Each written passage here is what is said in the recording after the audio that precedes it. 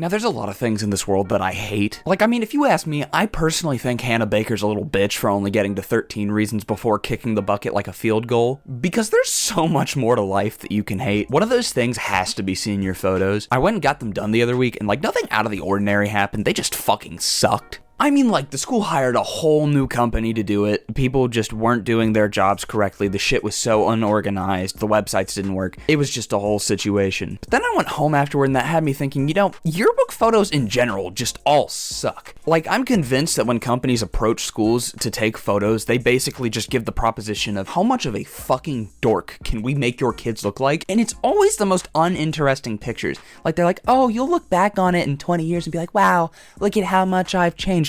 No, the fuck I won't. I hardly look at myself at all. I take one selfie every like 3 business years. You expect me to look back at my yearbook photos? And like, it's always in front of that same like boring blue background. I'm sure that other people know what I'm talking about. It's just so fucking boring. Like, that's actually something I'll give credit to the people that did the senior photos, which I think they do it with all senior photos, is they do photos of you with different scenes and shit. The blue background is just so unoriginal and sucks so bad. Like, here's my pitch to these companies. If you want something interesting, Photoshop my 6th grade face onto a fucking Mia Khalifa thumbnail.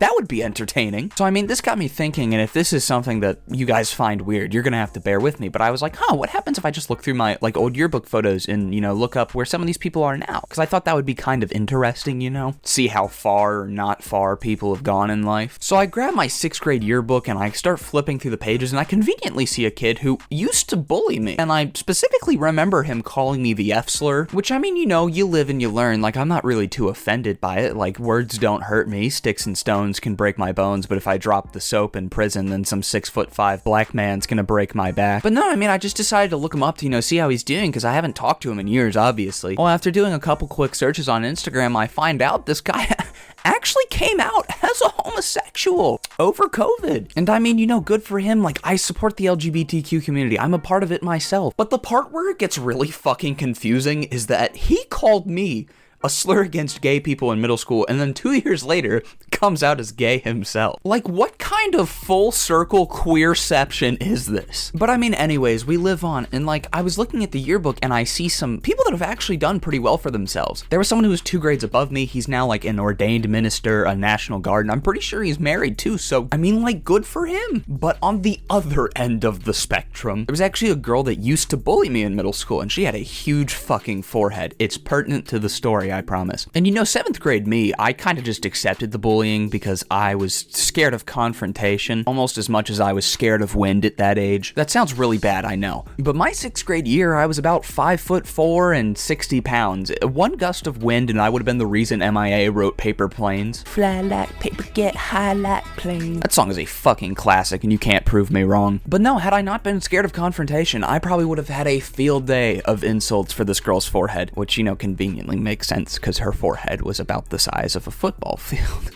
I fucking suck, okay. But no, I opened up Instagram, and after doing a little bit of the tip-tap research on the computer, I found out that she's actually a teen mom. Now, I'm not knocking her for having a kid, because someone else clearly already knocked her up. Nor am I saying I really support the teen mom agenda. I respect people that decide to raise kids at a young age. My sister actually had 2 kids at 19, and I'm pretty sure my grandma gave birth to my aunt at 19 as well. But I mean, damn it, contraceptives should not be that hard to use. But I mean, you know, I'm looking at this, you know, these Instagram photos of this girl with her kid, and I'm just thinking, like, you know, where is the dad at? And on top of that, who the hell fucked this woman? Because, like, regardless of whether the father dipped or not, the town I live in is actually fairly small, and I mean, damn it, I think I would probably know them and not be surprised. So after like half an hour of Sherlock Holmes self-reflection trying to figure it out, I've deducted it to one category of people. American football players. Because, I mean, once again, this girl had a football field-sized head. That guy's probably looking at her thinking that a facial is a 30-yard dash. Fucking Christ. Why?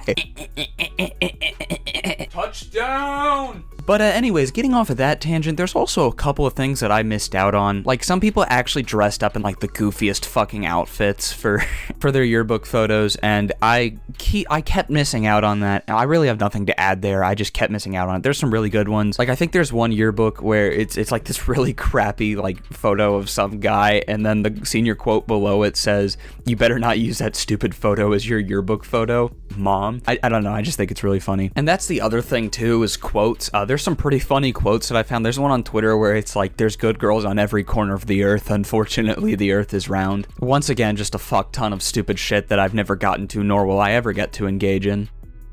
But no, if anyone from my hometown or my old school watches this and you know who I'm talking about, I don't actually hate you guys, I just needed something to talk about for a video. But yeah, I think that wraps up my little tangent. If you enjoyed, please feel free to like and subscribe and maybe share the video with a friend, because if you enjoyed it, someone else might also. My social medias will be in the description. You guys should go talk to me on there. I spend a lot of my pastime bullying this other YouTuber, Midweek Films. Can you please help me bully? Actually, no, bullying's not allowed on YouTube, fuck. Can you guys help me shape this man's character?